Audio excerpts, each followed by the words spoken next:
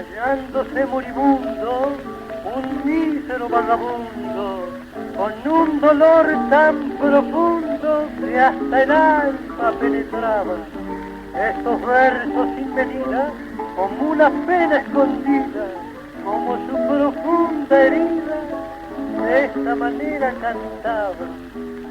Yo soy un noblete autor, que en paz de un falso amor perdiese el corazón.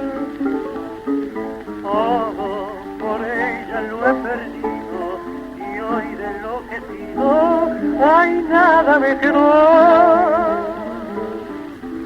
Creyendo en su amor un día, tanta fue mi alegría, que todo le entregué.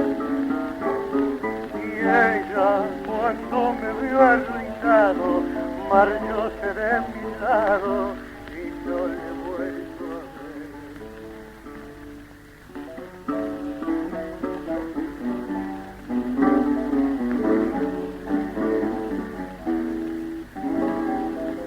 Todo el mundo he recorrido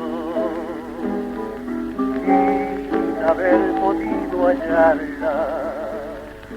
Moriré sin encontrarla cuando por ella he sufrido.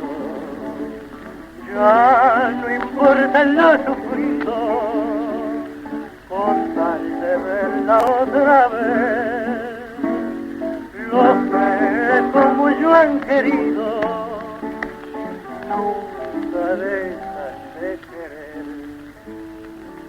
Tras un descanso breve, tratando de engañar la muerte, con voz cada vez más leve, continuaba de esta suerte.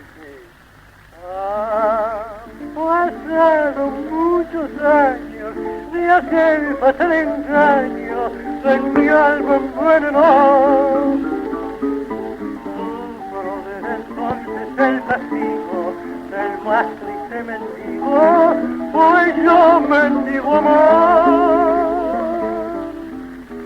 De un mundo a otro mundo, con mi dolor profundo, vagando sin cesar. Todo con la esperanza fija de que tal vez un día la llegaré a encontrar.